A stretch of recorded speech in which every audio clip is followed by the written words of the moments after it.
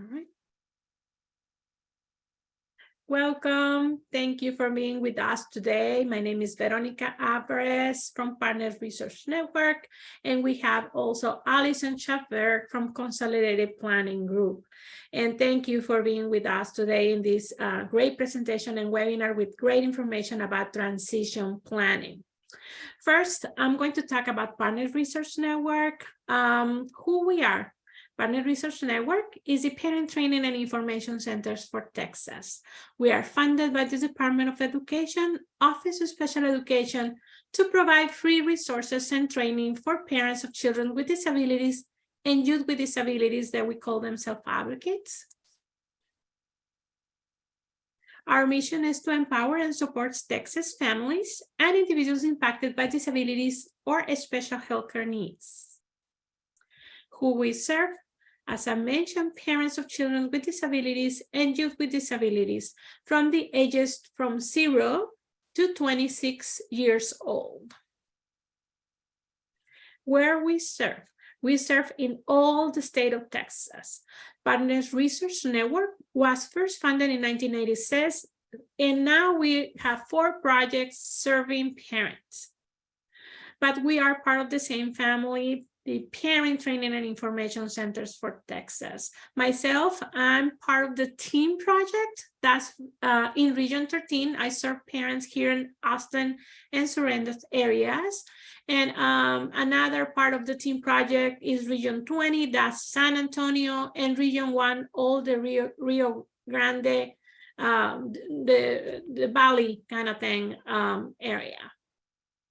But if you are visiting here from another area and you need to be in contact with your regional coordinator, please just type it in the chat box and I will happy to give you the information of the person that is close to you.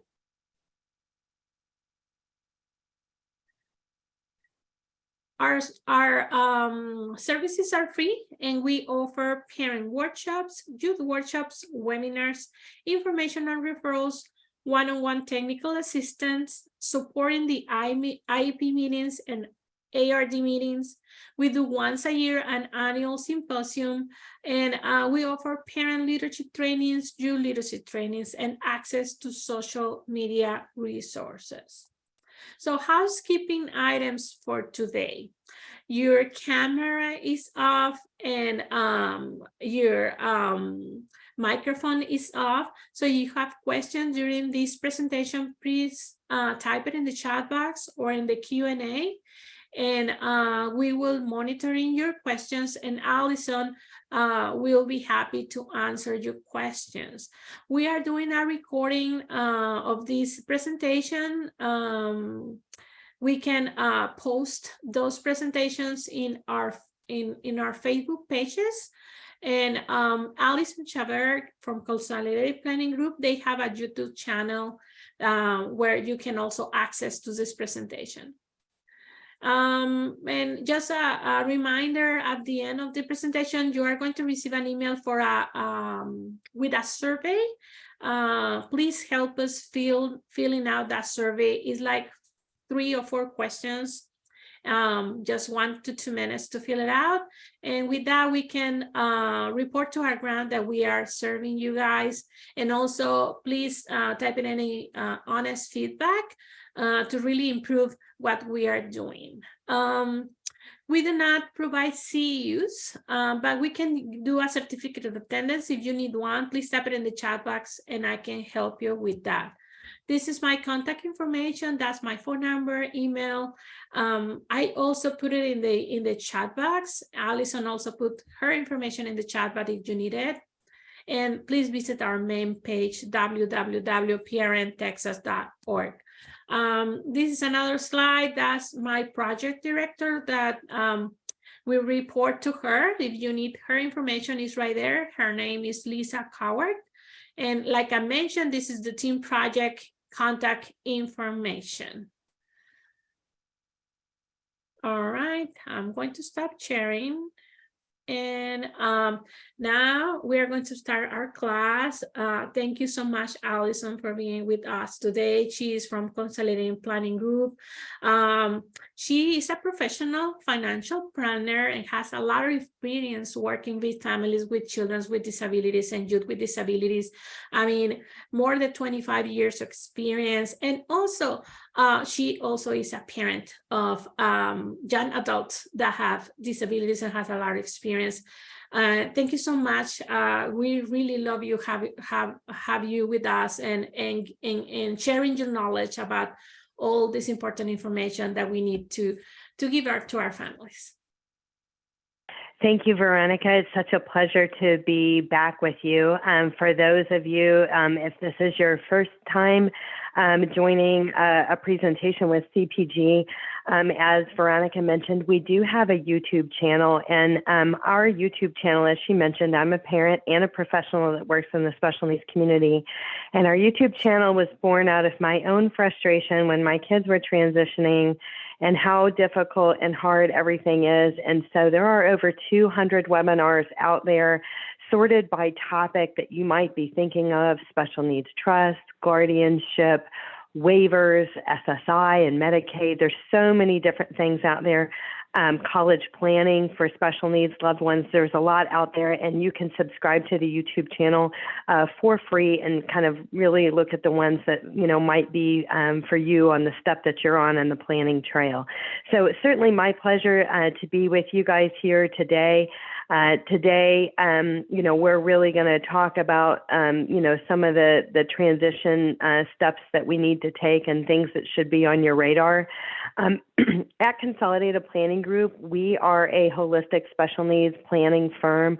We're nationally certified as Social Security advisors, members of the Special Needs Planning Academy. And honestly, Veronica, I feel old when I say this. This is my 30th year. I don't know. Oh, I feel really old saying that. But anyway, we are very passionate about what we do. We love what we do, and our passion truly is helping special needs families, you know, navigate these waters.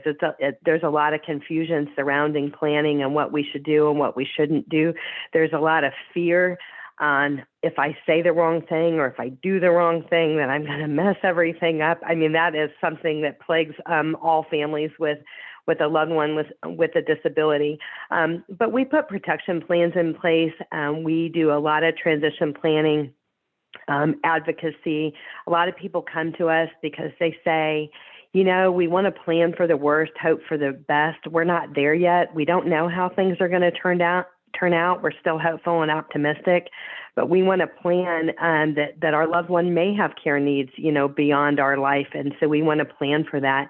People come to us because they want to know, how much money do I need to fund a special needs trust? And what is the best way to go about funding a special needs trust while leaving myself and my spouse enough money in retirement that it's not locked up, that we have access to those types of things while we're alive.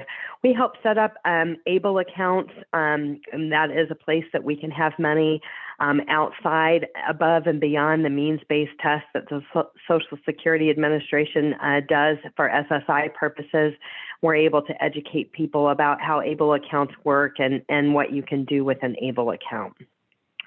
So today, again, we're talking about transitions, tips for launching your special needs teen into adulthood. And when we use the word transition, it can mean a lot of things to a lot of people. And a lot of times when we start using the word transition, the first thing that comes to mind is the transition of medical care, like when they're moving from pediatrics to adulthood. We're not getting in the weeds with the transition on the medical care, but what I will position it and say for that, it is very, very important. And I do suggest that you have intentional conversations with your pediatrics team, the specialist, anybody that you guys have on their radar, so that way you're not surprised anytime between ages 18 and 21 when you go to see that specialist and they say, today's your last visit. We're never seeing you again. And you're like, oh my goodness, you weren't really planning for that. So there are a lot of hospital programs all across the state that have transition of care for individuals with disabilities. A lot of them are namely for individuals with a disability that also have an intellectual disability. But working with your care team early, you can kind of set yourself up for success on that. So I just wanted to mention that because that's not what we're talking about today.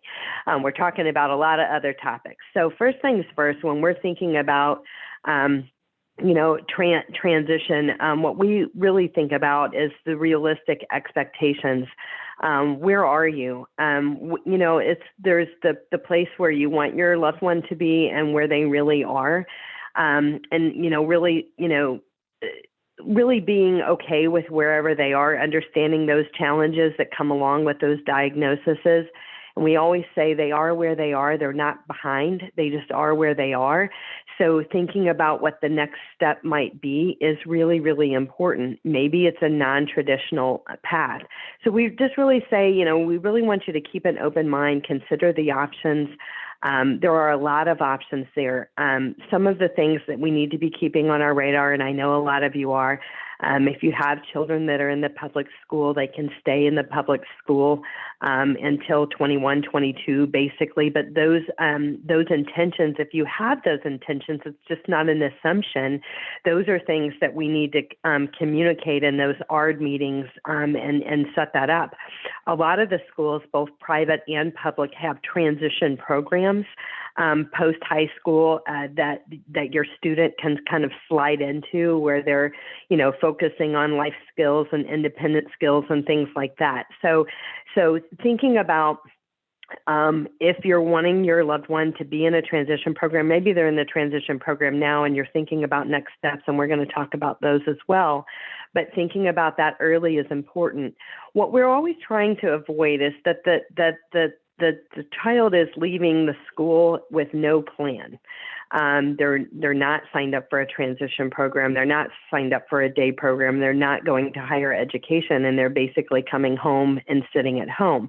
One thing to keep in mind on some of these transition programs through the public school, there's some really great ones all across the state, no question. But if it's part of the public school program, that is, something that is covered as you are a taxpayer. So thinking about your options and thinking about your budget and considering that there are a lot of outside transition programs. As a matter of fact, today, everybody is going to get a copy of today's slides, but they're also going to get 2 PDFs of list of residential programs throughout the state of Texas, as well as list of transition programs that are throughout the state of Texas. And we don't work for them and they don't work for us, but these are just programs that we know are out there. So you have, things that are covered through the state and, as a taxpayer, and then there are private paid transition programs. So the budget considerations, may need to be looked at for that as well. So some of the things that we think about is a delayed driver's license. While I know that some of our kids may not ever drive, that's okay. Some of our kids can and will drive. One of the things that I always like to mention here are there are disability driving schools out there for individuals that have disabilities. Think about people that have had a stroke and they've lost, some of their faculties that might be necessary for driving. They have various testing and things that can test a person's response time. Is it quick enough? Do they have, what they need? Some of our kids have processing speed delays, working memory issues, impulsivity issues, things like that. But there are programs out there specifically to test if your student would be a viable candidate to be behind the wheel. And there are further behind the wheel driver programs where, they can practice behind the wheel with somebody that is specialized in working with individuals with a disability. So these are things that I have done with my children, and I'm glad that I did. I was able to identify that, yes, they could get a driver's license and able to have that specialized training. So I think it was very valuable. Another thing to consider is trade school and the community college. Okay, so not everybody's going to go to the university, or maybe they go to the university later, but they go to a trade school or community college. There are a lot of programs, licenses, certificates. There's the degree programs. There's a lot of different paths that an individual with a disability can take. So let's think about those. Veronica, do we have a question? Yes, we have a question. It's about the driving schools. Where can we find those disability driving schools? Where can we find that information, Allison? So, I know the ones that are in the greater Houston area. It is Strawmat Driving School, and oh my gosh, the name just slipped me. It'll come back to me. We can send you that information later. Yes, we will send it. But I think, looking up disability driving schools, some of the parent forums that you might be on Facebook might be able to identify them for your specific area. One thing that I know for sure in the greater Houston area, Tierra Memorial Hermann, they don't do behind the wheel training, but they do those assessments. Any hospital that has like a stroke rehab program, that would be a good place to check, because they're the ones that can do those computerized assessments in their rehab facility, and they may have recommendations for specific behind the wheel driving programs of kind of getting back behind the wheel. Those are usually a really good place to start. So, and when you go to one of those, like the stroke places where they do those driving assessments that are computerized, those are typically covered by your insurance, by your health insurance. Usually the behind the wheel training that you get with a specialist is going to be out of pocket. Okay. So another thing to think about is the Texas Workforce Commission vocational rehab. Maybe your student, maybe they can go to work. There are a lot of programs through them from ages 14 to 22 while they're still in school. We have the Summer Earn and Learn program. We have the Pre-Employment Training Services, which the acronym for that is PREETS. And these programs are specifically, they're state and federally funded. They've got lots of money to help close the gap on the impediment to your loved one with a disability, the impediment to employment, okay? So that's what these programs are for. Through the Department of Labor, there are such things as registered apprenticeships where they are learning on the job and, and growing and earning money at the same time. Dow Chemical is one that we've seen has had some good apprenticeship programs. We've seen good programs with some of the various hospital systems and things like that. So just keep an open mind on that. That could be really good. Think about a reduced course load. In our minds, a 12-hour course load is a full-time student. Well, in the Social Security Administration's mind, an 8-hour course load is considered a full-time student for an individual that has a disability. But, you can consider dual credit while your student is still in high school. That might be something that you can consider, dual credit. There's kind of an introduction to college studies on at all the community colleges and all of the universities. It's basically sharing, with the student how to be a student and how to be successful on campus. And so those are things that you can look into as well. But maybe it's one class. Maybe it's one class at the community college. Let's see how it goes. And if you want to add a second class, then you add a second class.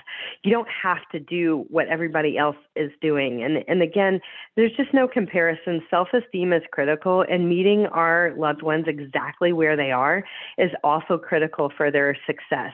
So I know that there's like this fear of missing out when we see on Facebook what everybody else's kids are doing or where they're at and how fabulous everything is. And sometimes, I see parents where the testing is clear, the child is behind academically, and then they want them to be in a course that is age appropriate for their current age as opposed to where they are and where they're learning right now. And that just puts them even further behind. So finding a good fit. schools, colleges, extracurricular activities, career path, work setting. That is the key thing. And some of our kids are going to go to college, some kids, and this is neurotypical kids and kids with disabilities. Some of them are going to go to higher education, some of them aren't. Some of them aren't a good fit for that. And that doesn't mean that they're not going to be a good fit for something awesome.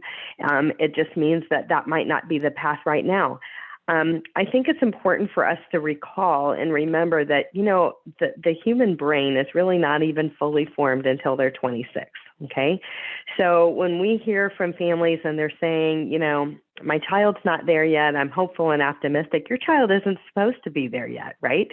Because their brains really aren't even fully formed until they're 26. And when we have kids that have other, diagnoses, ADHD, autism, any number of diagnoses, a lot of them are, from a maturity level, they're behind, as it relates to their peers, and that's okay. We see a lot of families that have loved ones with a disability, and they might be 30 or 35 years old when they get that degree, and that's okay. It's just a matter of where they are right now and what they need right now. So we have some one of the questions, things. Allison, before Sure. can go further with the presentation. Sure. It says, where can you find a list of companies that have registered apprenticeships? Do you know about that? The Department of Labor, if you go to the Department of Labor website that's right here on the screen, that dol.gov, and go into their search box and say registered apprenticeships, then they're going to pull up apprenticeships. Another thing that you can do is, you can find, companies that hire individuals with disabilities in Texas. So there might be big companies that we know, like, Academy Sports is one. HEB is another one that we know of. There's a lot of them. So singling one or two out, I guess I probably shouldn't do that, but there are a lot of them out there. So being creative. One thing I want to mention, I don't know if I have a slide for this, but there is something called Project Search. This is a good program as well. So Project Search is something that you should look up because they have a lot of kind of internships and programs. The student still needs to be in school. They still need to be in high school for this Project Search program, but they have programs all across the country. And I've seen, we recently had a client whose son went through a Project Search and was working at a hospital, and it really, really, really went well. And then he was hired full time with a competitive wage and benefits, and everything was really awesome. So there are a lot of programs out there. So just check it out. And some may have apprenticeships through, and you can also Google apprenticeships, companies that offer apprenticeships in Texas, and you may find some additional ones that might not be on the Department of Labor list as well. Okay, so the big thing that you need to know is, as we're looking at higher education, community college, university, your accommodations in the public school do not transfer to the higher education institution, okay? So you have to apply for accommodations at the community college or through the university. And all of the schools have something called the Office of Disability. Sometimes they call it ODS, Disability Services. It could be Special Services. They might have different names that they use, but they all have an Office of Disability. And all of these schools on their website will have instructions and in the application of how to apply for accommodations and what kind of documentation you're going to need to apply for those accommodations. So my advice here on this is determine early what the requirements are for the school that your child may be going to. So that way you can get those requirements in. What we don't want to do is for the child to start I say with one or both hands behind their back, because they don't have the accommodations that they need to be successful. And that can definitely be a problem. So one of the things that you need to know, and I found this pretty frustrating when I was doing this with my kids, is that the offices of disability are not created equally. Okay. So we have an entire presentation for higher education for individuals with disabilities that maybe you should check out if this is the direction that you're thinking, but they are not created equally. They have different requirements, different sets of rules, different deadlines, those types of things. A lot of the schools require testing within the last 3 to 5 years. So if you haven't had testing in 10 years, now might be the time to get some testing scheduled. If your child is in the vocational rehab program, oftentimes when they start into that program, they do some neuropsych testing, they do some vocational evaluations. Another thing to ask to save yourself some money potentially, is to ask each of the offices of disability if they will take outdated testing with an updated letter from the psychologist or the psychiatrist or the primary care physician, because sometimes kids have a diagnosis that's pretty static. It doesn't really change. And so the requirements that were necessary in second grade are the same requirements that are necessary now. And we have seen schools accept that. And it costs you nothing to ask, and they might say yes. Okay. So SAT, ACT, AP exams, college course, graduate level exams, there are accommodations for all of these. The SAT and the ACT. SAT is going to be the collegeboard.org. ACT.org as well. And in the search bar, when you get to their website, you can type in disability or accommodations, and it will take you to the page where you can download the application and will tell you what the requirements are to get the SAT and the ACT accommodations. Additionally, if your student is in the public school, there is a counselor, there's a guidance counselor there that can also help. They're adept in applying and getting those accommodations, but a lot of times you have to request that. So you can work with the guidance counselor and they can move that along, or you can kind of do it yourself. When it comes to higher education, if we're thinking about the community college, of course, this is like parent decision here, but the SAT and the ACT is not necessary if they're going in through the community college and not in through the university first. So you can spare them. Some parents want the kids to do the SAT and the ACT so they can see where they are, or so they can get them used to testing or whatever, and there's nothing wrong with that. But the SAT and the ACT is not necessary for the community college. It is going to be usually necessary on the university level. So that is something else that you should make a note that is not the same. If you're looking at 5 different schools, they'll have 5 different sets of rules on what testing they want. Some will want the ACT and the SAT. Some will only want the SAT. Some will be test optional. And we've seen a lot of changes in this landscape since COVID. So you're going to want to check what those requirements are and be prepared for those as well. Okay, so the FERPA, this will be needed to release information. And the age-old thing that parents say is, well, I'm paying for this. What do you mean you can't release information to me? Well, it's just the way it works. It's the FERPA. So if you want to be able to have information on your student that is at higher education, you're going to need to have that FERPA on file. And furthermore, we recommend for both your neurotypical kids and your kids with disability that once they turn 18, that you have a power of attorney and healthcare power of attorney as well. And this is going to be helpful that if anything happens while kids are away from school, if there's an accident, if there's a mental health crisis, or any kind of crisis where your child's taken to a facility or a hospital, if you don't have that healthcare power of attorney on file, you may struggle for them to even tell you where they are, especially in a mental health crisis or something like that.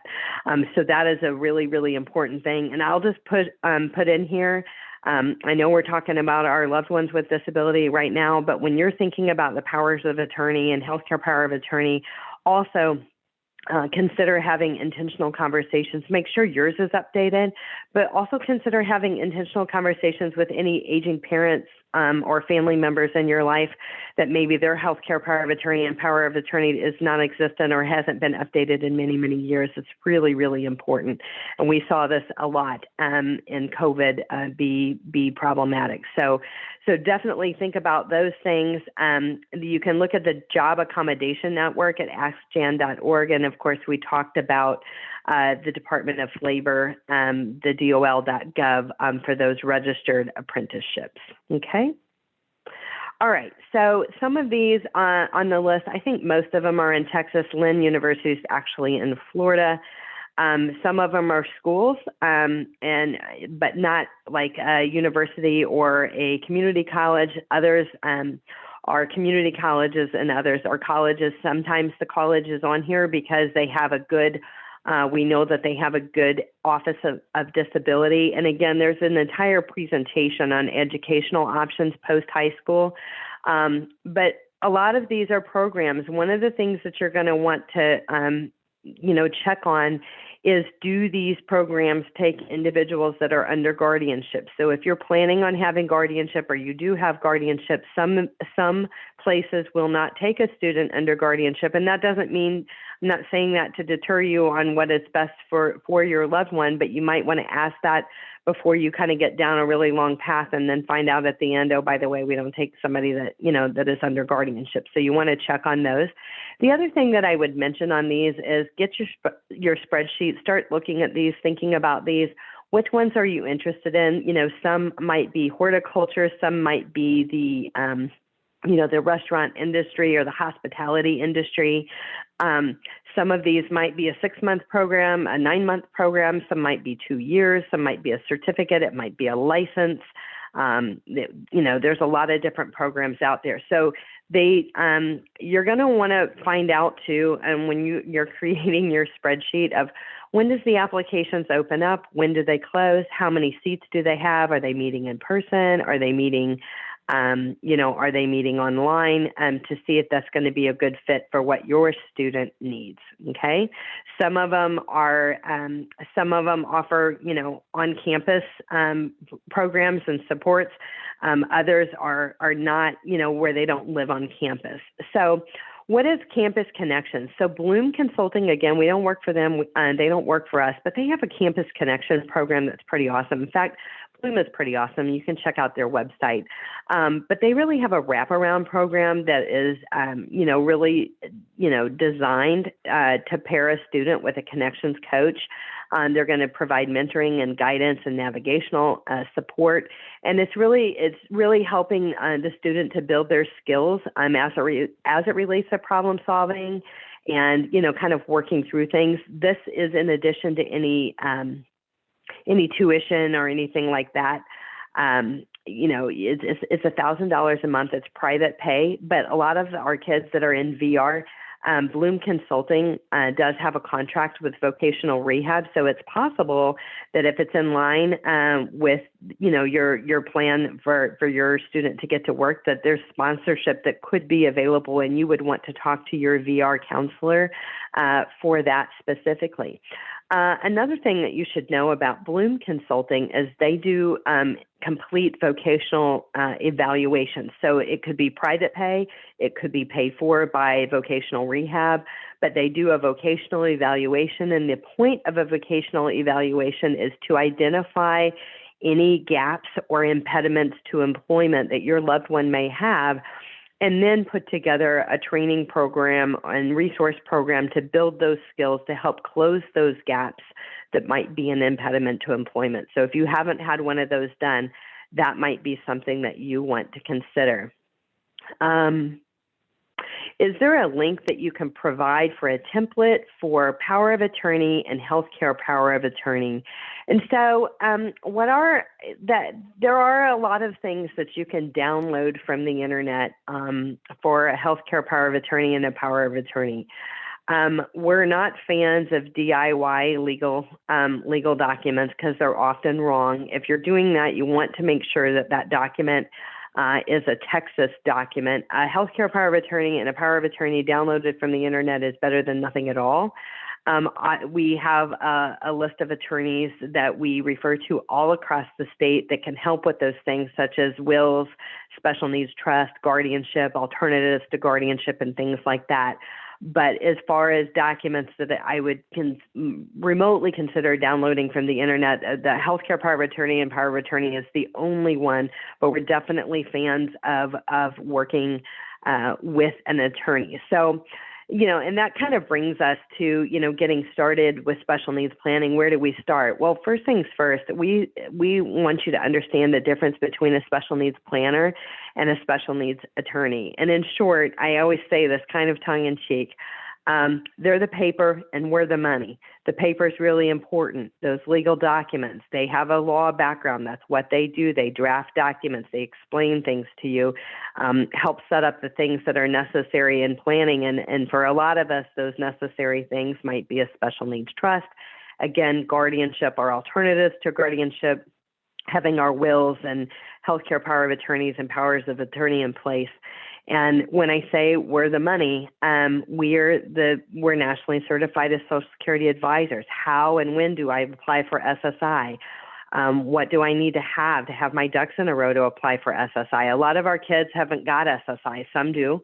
But SSI is a means-based program for the indigent and the disabled. And prior to your child turning 18, it's based off of the parent's income and assets, not the child's. So once the child turns 18, it's based off of their income and assets, not yours.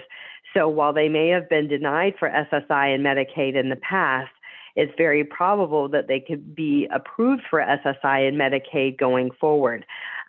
Again, the special needs planner is going to make sure that you have money in the right buckets to preserve your eligibility for any of those state and federally funded programs. That is going to be a really, really important component.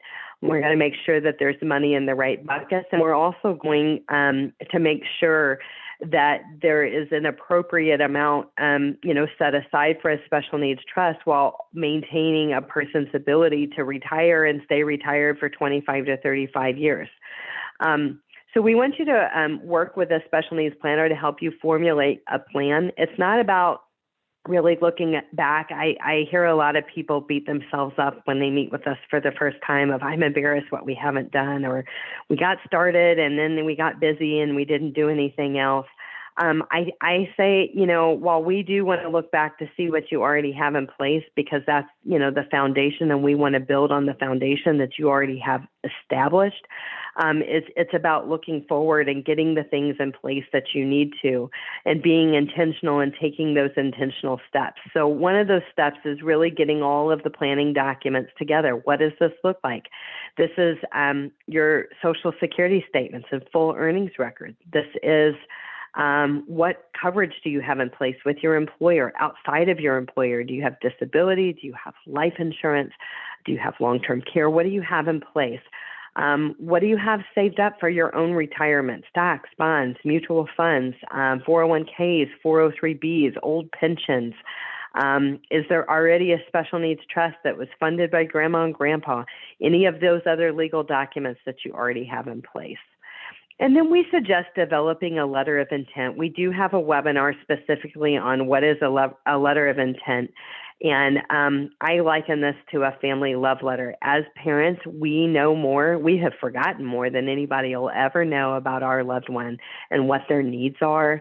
But what if you're incapacitated? What if you're not here anymore? Does the future caregiver know this? If somebody was stepping into your shoes, do they know everything that they need to know? So as a matter of fact, I think we'll send a copy of the letter of intent. We have a template. It's a form fillable template. I think it's 20 pages long, which sounds crazy. But this is everything about your loved one. Where were they born? What county were they born? What are their diagnoses? What is the history? What are the meds? What makes them fall apart, and what makes everything go great? What are their religious preferences? What schools have they been to? Names, address, and phone numbers of all of the medical professionals and those types of things. There's a lot of information that goes into this. But this is a document that you'll want to complete. I always say give yourself some grace. You don't want to complete this in one setting. It is a lot of information, and sometimes it's emotional when you're, looking at these things. But getting that letter of intent and letting a future caregiver know where that is. And one thing I'll also mention, that sometimes even a spouse in the same household doesn't know the degree of information that the other person knows. If one person's the caregiver and the other person's the worker, then a lot of times the caregiver carries all of these things, and the other person may not know or might feel like a fish out of water if something happened to the caregiver, and trying to put the pieces together. So this helps close the gaps on those things. because there's a lot of information, some families don't want to share this with a future caregiver outside of the spouse, but letting a future caregiver know, if something happens to me, this is where you find this, and that could be something as well. So we want you to formulate a vision of how you hope things will look for your special needs child, but more importantly, as importantly, is how you hope things will look for your future, for your retirement. If we have a loved one that has a disability, you know, it's like the marathon as opposed to the sprint, because they don't get up and out at 22. They might be with us for the rest of our life, and they may have care needs for 25 to 35 years after that. So if your semblance of retirement doesn't look like the average person's retirement, how do you have some balance in that? We don't change anything. It is the way it is. Our loved ones have, the disabilities that they do, and their care needs are what they are. But how do you have some balance after working all these years, being a caregiver, being a worker all these years, to have some balance that your retirement is somewhat of a vision that what you hoped it would be? That balance is important for a caregiver. When we're running the marathon and not the sprint, that balance is important, because as caregivers, we're often putting everybody else's needs ahead of our own. And when we do that for years and years and years on end, what happens is our own health fails, and we can't provide the services that we were once providing before. So finding that balance, maybe it's a little vacation, maybe it's respite care, whatever it is, and it's an activity that it's with you, something you enjoy, maybe you and your spouse, maybe it's a vacation, whatever it is. Those need to be carefully planned into your plan. It's not just what can we do for our loved ones with a disability. By doing stuff for yourself, you're doing things for your loved one with a disability. So developing a future care plan now is going to answer some of these questions. How much do you need to fund the trust? How do I maximize Social Security benefits for my whole family? And what happens to my child when I'm gone? These are all things that come up. At least once a week, we have somebody call us and say, it's me. I'm the end of the line. I have no idea who's going to be the future caregiver. I have no idea who's going to be the trustee of the trust. I don't have anybody that I trust. And there are corporate trustees for that. But looking at these things, and, we had a webinar, I guess it was last year, of what happens when you don't plan. And it was a family, it was actually a cousin of an adult with special needs, and both of the parents had passed away in short order. And there really wasn't a plan in place, and the cousin was out of state, and they were trying to navigate his care. And then there was somebody well-meaning in the state that was trying to get him moved into a facility, which was going to make him lose the waiver that he had been getting and had been on the waiting list for 17 years. So I think the key is intentional, having these intentional conversations and these intentional thoughts. Life is busy. Things move fast. We have other kids, we have jobs, we have all kinds of things that are moving, aging parents, maybe other family members that could be sick or ill. But having these, intentional conversations and planning is going to make everything a lot better. That's for sure. So we talk about how, will your child's care be funded in the future? Now, let's be real. Depending on SSI and Medicaid or Social Security disability, that is, a minimal level of existence. So a person with special needs, their care needs are going to be much greater than that. While it's important and we want to preserve the eligibility for state and federally funded programs, it's important to know how and where we can fund other dollars for their care. So first things first, a special needs trust. There are two places that we can have money above and beyond the means-based test for the SSI and Medicaid. So right now, the means-based test for SSI and Medicaid is $2,000. A person could have one house, one car, and no more than $2,000 in their name. They have to be disabled and indigent, okay? And so when they're doing a means-based test, they're looking at all of the individual's assets. Again, when your child is under age 18, they're looking at the parent's assets and income. When the child is over 18, they're looking at the individual's assets and income if they're working, okay? There are two places that you can have money outside of what they're looking at. That is a special needs trust, and you can have an unlimited amount of money in a special needs trust, literally millions of dollars, that will provide for your loved one's future care. And you can also have an ABLE account, okay? So an ABLE account is under the tax code 529A, ABLE. It is, you can contribute $17,000 per year and an additional $13,590 in 2023 if the individual with the disability is working. To have an ABLE account, the disability had to have begun prior to age 26. That age is moving up to 46, but it's not till 2026 that that's happening. But for now, prior to age 26. So an ABLE account is another place. So if you have a student that maybe they're in the VR program, maybe they're earning some money, they're getting SSI, and we don't want them to have more than $2,000 in their account. Once they get paid, they can move some of their earnings to the ABLE account. I always get the question, can my students' earnings be direct deposited into an ABLE account, or can their earnings be direct deposited into a special needs trust, basically, so that way the Social Security Administration doesn't count it against them for SSI? And the answer is no. There's no such thing as like hiding income, so it would be paid to them, and then they can move it, and it is a legitimate move to a special needs trust or an ABLE account, but it would still be counted, as income for SSI purposes. So right now, SSI is $914 per month, and it comes along with Medicaid. If you are getting SSI and you're not getting $914 a month, if you're getting 600 and I forget the number, 661, if it's reduced by a third, then you need to submit a rent or a fair share agreement to get the full amount of SSI. If you're getting less than $914 a month and your rent and fair share agreement is already in place, and that might be because they're deducting for earnings where you're reporting their earnings every month. If you're getting SSI and Medicaid, if the student is getting SSI and Medicaid, it is important to report those earnings every single month, okay? So supplemental security income and Medicaid is an entitlement program.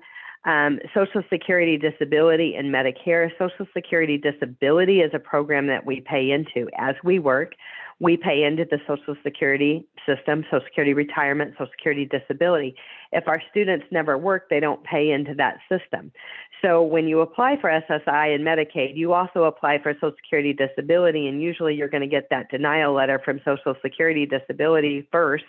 And that is confusing to people and also very upsetting to people because they think, how in the world can you say my child isn't disabled? What are you talking about?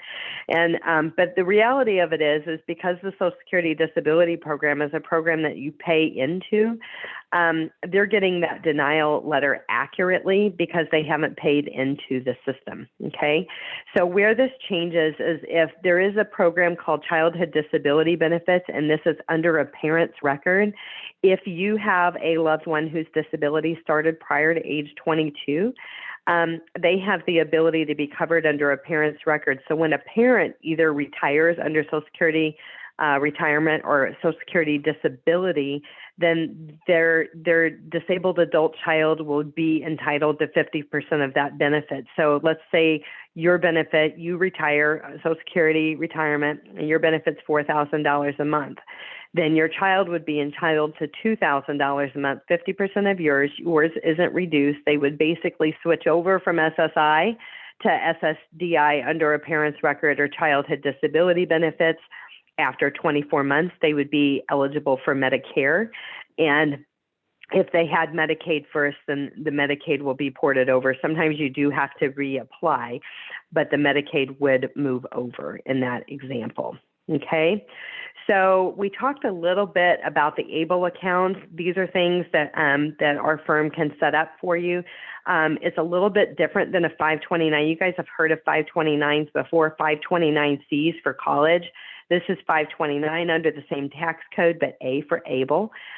In this example, the beneficiary is the account owner, and this differentiates from from college plans because the beneficiary is the student and the account owner is basically whoever opens the account and puts the money in, okay? In an ABLE account, income earned is not taxable. It doesn't count for SSI or any other public benefits, but there are special contribution limits, which we did talk about on the previous page. It's subject to whatever the annual gift amount is, and this year for 2023 it's $17,000. And again, if the student is working, they can put an additional $13,590 in. Anyone can contribute to an ABLE account. Grandma and grandpa, mom and dad, the student themselves, or your loved one themselves. Anyone can contribute, and you can only have one ABLE account. A lot of times the question that comes up, oh, and here it is. Can I transfer an educational 529 to an ABLE account? Yes. And the answer is yes. That's a perfectly cute question because I was just getting ready to say that. You can go from a 529C to a 529A. We help people with that all of the time. But there is a minimum, there's a maximum that you can do. So again, it's going to be subject to $17,000 a year.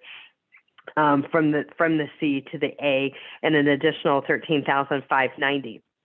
Now, the benefit of moving from a college plan to an ABLE account is if it can be construed as achieving a better life for an individual with a disability in an ABLE account, you can pay for it out of an ABLE account, which means you can pay for college, you could pay for a transition program, you could pay for adaptive equipment, a computer, an iPhone, it could be a car, it could be a vacation for the individual with a disability with 1 to 2 caregivers. And I always say, now don't get crazy.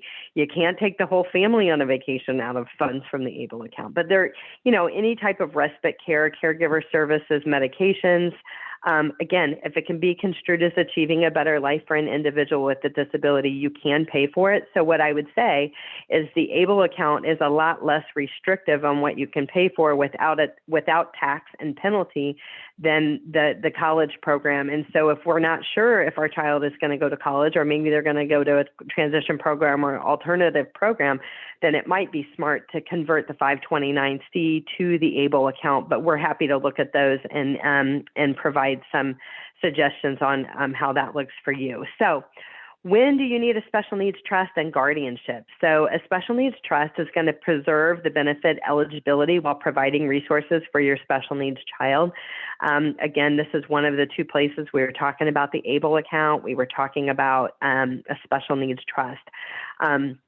So there's 2 types of special needs trust. And again, we have an entire webinar on this topic on our YouTube channel. There's a first-party special needs trust and there's a third-party special needs trust. Sometimes those third-party special needs trusts are also called supplemental needs trusts. That might be something that you've seen. Sometimes the first-party special needs trust might also be called a Medicaid payback trust. A first-party special needs trust, what you need to know about the differences, you don't always need both, okay?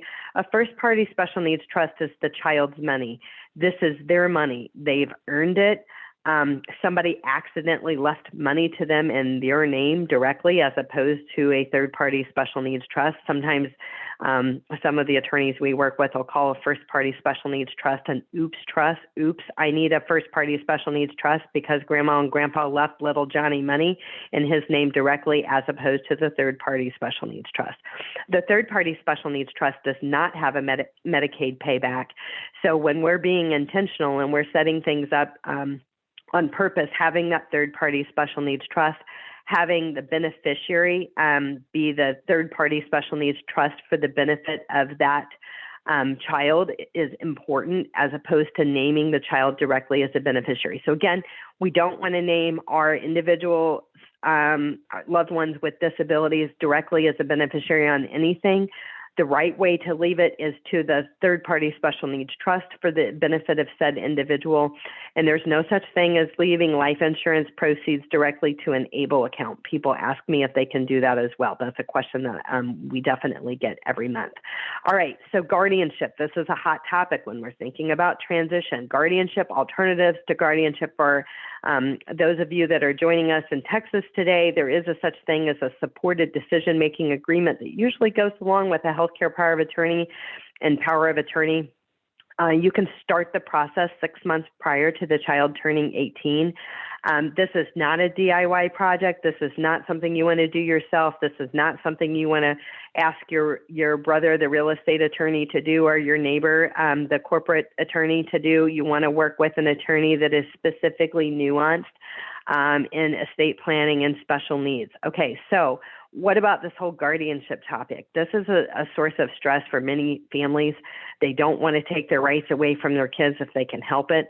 A full guardianship takes away the right to vote, the right to drive, the right to marry. There are such things as partial guardianship. There is obviously the supported decision-making agreement power of attorney and healthcare power of attorney. And when you're working with a qualified attorney, they're going to help walk you through this. You don't have to go through the door to the attorney's office saying, this is what I know I need. So if you're on the fence, if you've got a child that maybe has they're high functioning in whatever they're doing, but maybe they need some help, the attorney is going to work with you and talk through those options with you. But the law in Texas that is the least restrictive, most appropriate, and the word that they use is for the ward. So for the individual, least restrictive, most appropriate. And so if you go with a lesser restrictive option and you find that you need something more restrictive, then you can cross that bridge when you get to it. I mean, I guess you can upgrade to something more restrictive if that's necessary. We have some families that we work with that there's no question that the guardianship is going to be completely necessary. Okay. So we have attorneys that we refer to all across the state that we know are great. We know that are nuanced and special needs.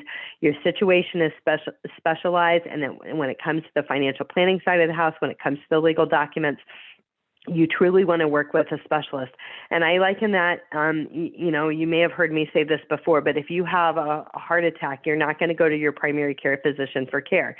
And you're definitely not going to go see a podiatrist, right? You're going to go see a specialist that is specialized in cardiac care. And that's the same thing as we're planning and transitioning for our kids with special needs. These are a couple of transitional residential programs. The Monarch School and Institute, they have a transition service program. They have a residential living program as well. Again, any of the programs, we are going to provide a list today, a PDF of transition programs all across the state, not just, in the greater Houston area, and also transition programs and residential programs. Also, what you might want to check out on are, if you have visions and futures, like we want our loved one to have some autonomy from us. We want some balance in retirement. We envision our loved one will live in a residential community in the future. There are a lot of residential communities all across the state that are really awesome. We have a lot of families that have their adult kids in various programs, and they're very, very happy with them. And I would say that the kids are happy too. Like they love it. They love it. They have fun. And if you've ever toured some of those, you'll know what I'm talking about. I know Veronica and I were just talking about, she just recently toured BIG, which is Brookwood in Georgetown, and she had a really great experience. We have families that have kids out there. I know I've toured at Marbridge and a lot of places all across the state. So anyway, keep an open mind, kind of look at those. Here's another one, Reach Unlimited in Cypress, but that list that we're going to send is going to have links to all of them, their names, their phone numbers, that kind of stuff. Here's a gap year residential program. This is in Massachusetts. It's not here, but this is a cool program. So if you've got a loved one with like high functioning autism, maybe the ADHD, maybe from a maturity level, they're not quite there yet. A gap year is a real thing. There's a lot of gap year programs out there. So that might be something that you want to consider. And this is just in line with what we were talking about of consider all the options. There's a lot of things out there, and it could be a year of growth for your student, and it could be exactly what they needed. So we've talked about our YouTube channel a little bit, Consolidated Planning Group YouTube channel. You guys are going to get a copy of the slides today. And anybody that is listening to this from our podcast, if you want a copy of the slides, you can reach out to us at contact at cpgcares.net, contact at cpgcares.net. We'll be happy to provide you a copy of the slides. But so you'll have a link to our upcoming webinars. and our YouTube channel that'll have all the past webinars out there. So, as we're, coming to a close today, these are really some things that just should be on your special needs planning radar. We've talked about a few of them. We definitely have webinars on all of these topics on our YouTube channel: how to develop a comprehensive special needs care plan, the future care cost estimate. That's a big one. How much do I need to fund the trust we were talking about? Texas waivers and interest list. If you're listening to us from out of state, these are called Medicaid waivers. All states have Medicaid waivers. They might be called a little bit something different in your state, but there are Medicaid waivers, and these waivers are designed to waive off some of the cost of care of caring for an individual with a disability, to keep them in home and community-based services, which the belief is that individuals with a disability are best in home and community-based services. So that's the reason. So check out the waivers. In Texas, our interest list is very, very long. The waiting list is long. It's about 17 years.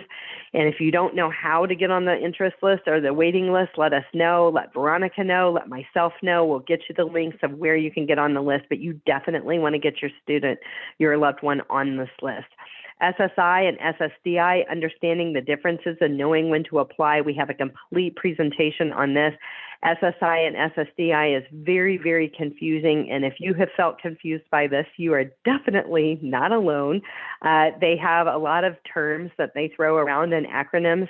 Some of the acronyms sound the same, and they are synonymous, and some of them they sound the same and they're not synonymous at all, and it is very confusing. But we have a whole presentation on that, and it kind of dispels some of that confusion and hopefully empowers you to not feel scared of the Social Security Administration. I know so many families feel scared of what to say and what not to say in working with them.